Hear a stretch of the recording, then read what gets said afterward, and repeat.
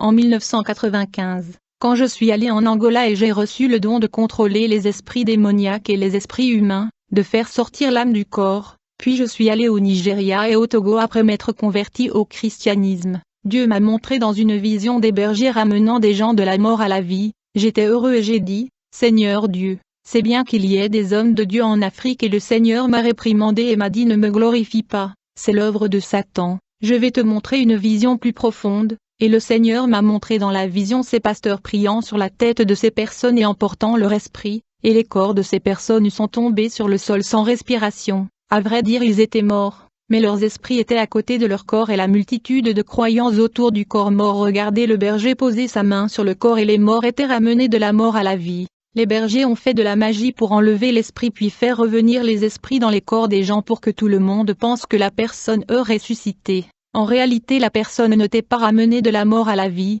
car ils ont sorti l'esprit de son corps et l'ont remis. Le Seigneur Dieu m'a fait savoir toute cette manipulation qu'il faisait avec les esprits des gens en Afrique. Les gens ne meurent pas de la mort naturelle, ainsi les sorciers et les bergers gagnent de l'argent en renvoyant les esprits au corps. Le Seigneur a dit rappelez-vous quand vous étiez un sorcier et que vous avez reçu la capacité de retirer l'esprit du corps et de le remettre par la suite. À cette époque, il était rare d'avoir cette capacité, mais aujourd'hui, ce n'est plus nouveau, et cette sombre capacité s'est répandue sur tout le continent africain et a induit les gens en erreur. Quand je suis allé prêcher l'évangile en Afrique, j'ai vu de nombreux pasteurs visiter les maisons de personnes qui avaient perdu un membre de la famille. À ce moment-là, ces bergers ne laissaient pas les corps être enterrés et ressuscitaient les morts, et ils gagnaient des adeptes, et ces hommes ressemblaient à des dieux et étaient adorés et appelés prophètes, et les gens ont commencé à se rassembler dans leur église et disaient que les morts ont été ressuscités. Ce n'était pas moi. Les gens ne sont pas morts. J'ai la clé de la mort. Ces gens ont eu leur esprit manipulé par ces bergers. Ces hommes ont jeté des sorts qui contrôlent l'esprit en le retirant du corps de la personne. Ces bergers et sorciers jettent de puissants sorts de contrôle spirituel dans un endroit secret pour prendre l'âme d'une personne, puis revenir pour mettre l'âme à l'intérieur du corps. Satan ne peut pas ressusciter et n'a pas le pouvoir de donner la vie et utilise cette capacité pour manipuler l'esprit des gens. Ce qui se passe en Afrique est une fausse résurrection. Je veux parler à nouveau de ma vie dans la magie noire. Au fil du temps, j'ai commencé à avoir des soupçons et à me demander si les démons angolais me protégeraient des démons d'autres territoires. J'ai gardé toutes mes insécurités dans mon cœur. Je n'ai jamais parlé aux démons de quoi je me sentais. Ils ne peuvent pas lire dans mes pensées pour savoir ce que je pensais et ressentais. Je voulais trouver un moyen de sortir de la sorcellerie parce que je savais que j'étais piégée. C'est à ce moment-là que j'ai allumé la radio dans ma maison et que j'ai commencé à écouter la radio de la Voix de la Libération. Le nom de Libération a attiré mon attention, car ce dont j'avais besoin était de me libérer de l'esclavage des ténèbres et de me libérer des démons. Et quand j'ai entendu la prière du pasteur David Miranda à la radio, je suis allé à la cuisine et quelque chose se passa en moi. Je voulais entendre le parole de la prière. Quand j'ai essayé de retourner dans ma chambre pour continuer à écouter la radio, je me suis évanouie sur le sol de la cuisine et je ne me souviens de rien d'autre. Je me suis réveillée et j'ai réalisé que j'étais allongée sur le sol froid. Des heures plus tard, le vieux sorcier qui était mon maître m'a appelé d'Angola et me dit « N'oubliez pas que nous avons fait un pacte de sang, qui traverse mon corps. Quoi que vous fassiez, je ressentirai votre émotion. Je le ressens ici, nous sommes spirituellement connectés. Vous essayez d'écouter une prière à la radio, la voix de la prière. Cela a sonné à mes oreilles car nous sommes liés par l'alliance. J'ai dû vous tirer dessus, avec une fléchette de sommeil pour vous empêcher d'entendre les paroles de la prière à la radio. Ne le refais plus, tu affaiblis nos pouvoirs. Quand tu as commencé à entendre la prière, j'ai commencé à écouter cette prière et si je me sentais mal, ne le fais plus. Nous sommes éloignés dans différents pays mais nous avons un lien spirituel et je saurai tout ce que vous faites au Brésil ici. Quand j'ai entendu la voix du vieux magicien m'avertir, j'étais inquiet qu'ils connaissent chacun de mes pas ici au Brésil. La nuit quand je me suis endormi, j'ai rêvé que je marchais dans la rue et un démon a lancé un filet et m'a attrapé. Ce filet spirituel s'appelle un filet de religion. Dans mon cas, ma prison était celle de la sorcellerie qui est une religion au Brésil. Le filet de la religion qui m'a attrapé m'a maintenu dans la prison de la fausse religion sorcière. Un frère m'a invité à l'église 2 mois plus tard quand j'ai essayé d'écouter la voix de la libération à la radio. J'ai accepté l'invitation, et j'étais prêt à aller à l'église. Et quand j'ai fini de m'habiller pour aller à l'église, mon corps était paralysé de la tête aux pieds, et je ressemblais à une statue et je ne pouvais pas avancer. J'ai senti mon corps se figer.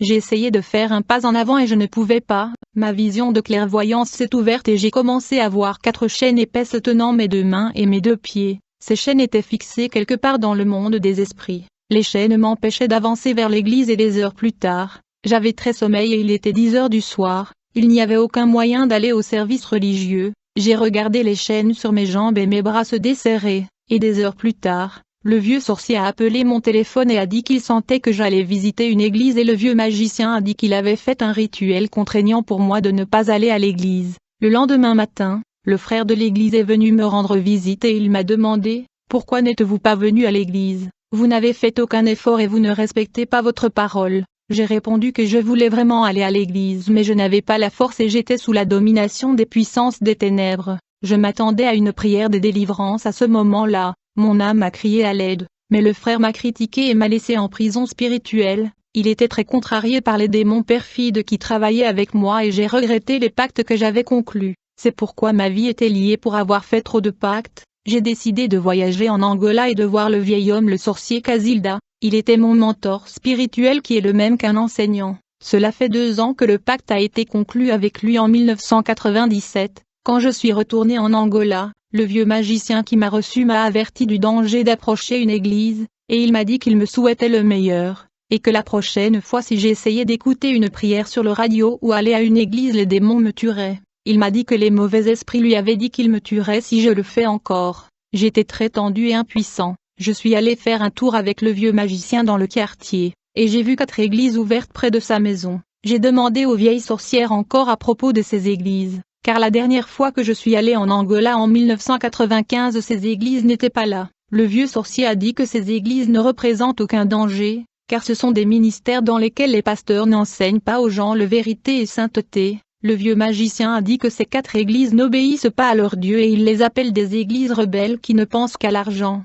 Les mauvais esprits ont dit au vieux sorcier que ces églises ne sont pas leurs ennemis et qu'elles sont dans la même côté servant le même diable que le vieux sorcier servait. Le vieux magicien m'a laissé dans sa maison pendant 1 semaine et est allé chez son frère. Je me suis occupé de la maison du vieux sorcier pendant 1 semaine. La première nuit, j'ai rêvé que j'avais une armure en acier noir, et j'avais une lance à la main. Un démon mi-homme et mi-chauve-souris est apparu. Ce démon a volé vers moi et m'a attaqué. J'ai essayé de le détruire avec la lance mais je n'ai pas pu le blesser, et cette chauve-souris géante m'a attrapé et s'est envolée avec moi. Je l'ai attrapé dans ses griffes et quand il était haut près les nuages, ce diable m'a libéré et je suis tombé mourant. À ce moment je n'ai pas compris la révélation de ce rêve, mais aujourd'hui je comprends que je voulais entrer dans une bataille spirituelle contre les démons, et je ne gagnerais pas parce que j'étais dans les ténèbres et j'étais leur esclave. J'étais en prison spirituelle et étant sous le domaine des ténèbres, je ne pouvais pas vaincre mes supérieurs dans le monde des esprits. Après le rêve, je voulais avoir une expérience hors du corps et découvrir le monde des esprits. Je voulais en savoir plus sur l'éternité et profiter de la semaine où j'étais seul dans la maison du vieux sorcier. J'ai fait un rituel, et peu de temps après je me suis assis par terre et j'ai fait des méditations. C'est là que j'ai eu ma première sortie d'expérience corporelle appelée voyage astral. Il m'a semblé être un démon était autour de moi. Il m'a dit qu'il me révélerait des choses cachées et fermes que je ne connais pas. Ce démon a prononcé ce verset biblique et m'a emmené dans l'une des 4 églises. J'ai vu à l'intérieur de la première église où le démon avait un service de Pentecôte. J'ai vu des gens tomber dans la manifestation et s'évanouir, et d'autres étaient hystériques avec beaucoup de rire. L'église était pleine de démons. Il n'y avait pas d'anges là-bas. Il n'y en avait pas à cet endroit, et il y avait beaucoup d'explosions de l'esprit des gens qui sont tombés au sol. C'était déjà en 1997 où le ravissement de l'esprit dans l'église est devenu fréquent. À cette époque, les gens n'avaient pas Internet ou YouTube pour le promouvoir. Ces jours-ci ces expériences sont fréquentes. Les frères de cette génération partagent plus facilement sur YouTube en pensant que ces débordements sont quelque chose de nouveau,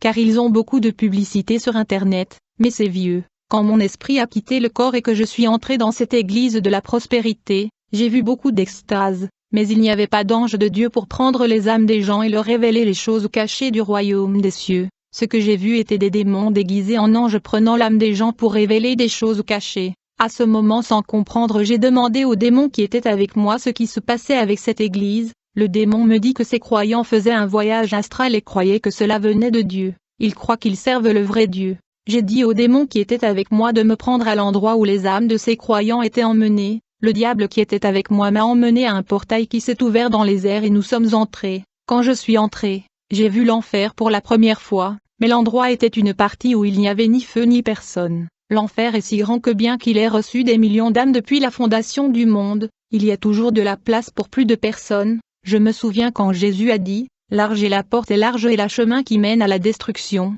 nombreux sont ceux qui l'utilisent, et beaucoup y entrent, dans cette partie de l'enfer. » Les démons ont choisi de n'avoir personne. Les démons ont fait de décoration et de l'ornement de cette section de l'enfer, et ils ont placé des fleurs et des herbes brillantes, et une principauté avec son pouvoir a déployé une fausse lumière pour éclairer cette partie de l'enfer. Puis un démon d'illusion a créé une illusion de la rivière de cristal de vie, et il y avait un grand escalier pour que les âmes grimpent pour atteindre cet endroit. Les démons utilisaient cette partie de l'enfer décorée comme le ciel pour tromper les membres de cette église du faux prophète. C'est alors que j'ai vu les démons déguisés en anges qui étaient à l'intérieur de cette église arriver avec les âmes et ils ont grimpé une échelle blanche jusqu'à atteindre l'endroit où les démons avaient décoré. Ceux qui sont entrés dans cet endroit ont été trompés. J'ai vu un pasteur de l'église, un diacre, un missionnaire, un ouvrier et une sœur du cercle de prière. Ces 5 frères adoraient dans la fausse église et se sont évanouis pendant le service et leurs esprits étaient ravis par des démons déguisés en anges qui les ont trompés.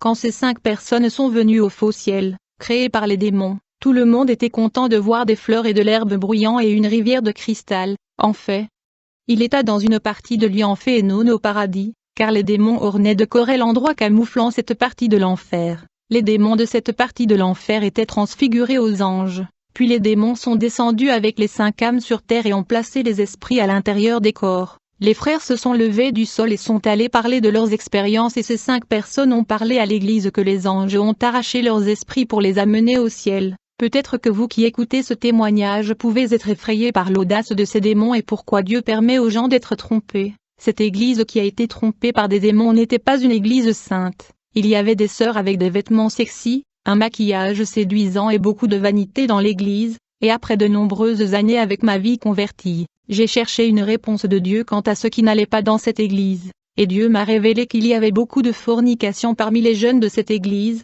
Il y avait un couple qui avait des relations sexuelles avant le mariage et ensuite adorait à l'autel sans se confesser. Les autres jeunes qui étaient célibataires et fréquentaient les maisons de prostitution à la recherche de prostituées. Le deuxième pasteur qui a pris sa femme a demandé le divorce et le pasteur pour ne pas être seul, a eu une liaison avec une fille célibataire du groupe de jeunes. Et l'autre pasteur fondateur de l'église en plus d'être marié, il avait une maîtresse et était marié depuis plus de 10 ans. Le pasteur avait un fils avec cet amant et chaque mois il envoyait de l'argent à cette femme sans que sa femme le sache maintenant. Vous comprenez pourquoi les membres de cette église ont été extrêmement trompés. Ce n'est pas Dieu, mais la légalité que ces croyants ont ouverte et le péché a ouvert plusieurs portes dans cette église. Ils ont permis aux démons d'entrer dans leur vie. Ces frères ont ouvert les portes de leur vie en préférant la voie large. Dieu m'a dit qu'il avait donné cette église à ce désir de ses péchés, et il n'est pas au milieu de ces gens. Après de nombreuses années, Dieu m'a révélé que ce qui est arrivé à cette église, une église qui fait la volonté de Dieu vivant dans la sainteté, les démons ne touchent pas l'âme,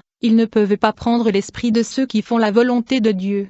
Si vous avez un ravissement dans une église où les gens vivent la sainteté et le pasteur prêche la sainteté, vous pouvez être sûr que les démons n'ont pas le pouvoir de faire ces choses et soyez assurés que ceux qui ravissent les frères sont les anges de Dieu. L'église qui a l'Esprit Saint, les démons ne peuvent pas ravir les âmes. Ils ne peuvent pas toucher l'âme d'un saint parce que c'est la demeure de l'Esprit Saint. Un jeune homme me demanda s'il est possible qu'un faux prophète soit ravi. J'ai reçu des révélations de Dieu selon lesquelles les adeptes des faux prophètes de la théologie de la prospérité s'intéressent au ravissement de l'esprit en cette année 2022, parce qu'ils voient Dieu ravir ses enfants pour leur montrer le ciel et l'enfer. Et dans leurs églises cela n'arrive pas.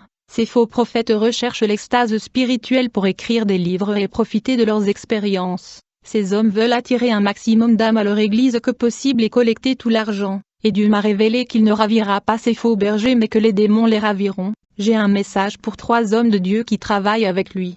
Ces frères commencent maintenant ce ministère et ils posent leurs mains sur la tête des gens et demandent à l'ange de prendre les âmes des gens. Mais les démons profitent de ce moment et ils ravissent les gens. Ces frères pensent que ce sont les anges de Dieu mais ils ne le sont pas. Savez-vous pourquoi Dieu permet aux démons de les tromper?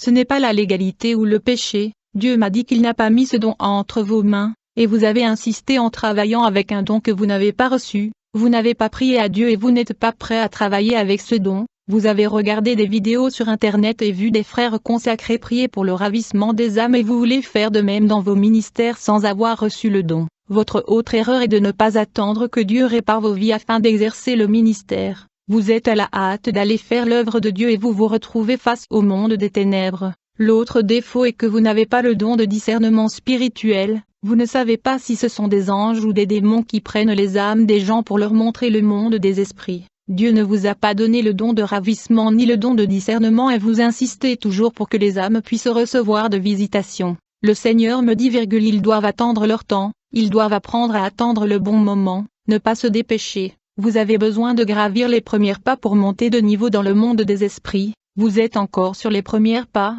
les démons de la sorcellerie travaillent dans d'autres domaines pour amener les gens à avoir de la chance en amour, à avoir beaucoup d'argent, à prospérer, à amener les gens à occuper un poste de direction dans l'entreprise ou à entrer dans une grande entreprise. Tout prêche l'évangile de la prospérité à propos de la doctrine même de la sorcellerie pour rassembler des richesses sur terre et être quelqu'un d'important dans la société. Les églises de prospérité copient sur la doctrine de la sorcellerie consistant à rassembler le bien de ce monde. Les démons qui travaillaient avec moi prenaient aussi la rance des personnes décédées. C'était le cas d'une femme qui n'était pas satisfaite de la mort de son fils, et voulait communiquer avec lui. Cette femme est venue vers moi, et l'un des démons qui travaillait avec moi est entré dans mon corps et a dit qu'elle était son fils. Le démon très rusé qui surveillait la vie du garçon savait déjà tout dans la vie du garçon. Le diable se faisant passer pour l'enfant parlait des vêtements que la mère gardait encore pour que son fils s'en souvienne, et parlait des cadeaux que sont les jouets que le garçon a reçus quand il avait encore 6 ans. La mère s'est convaincue qu'elle parlait à son fils parce que personne ne savait qu'elle gardait les vêtements en souvenir,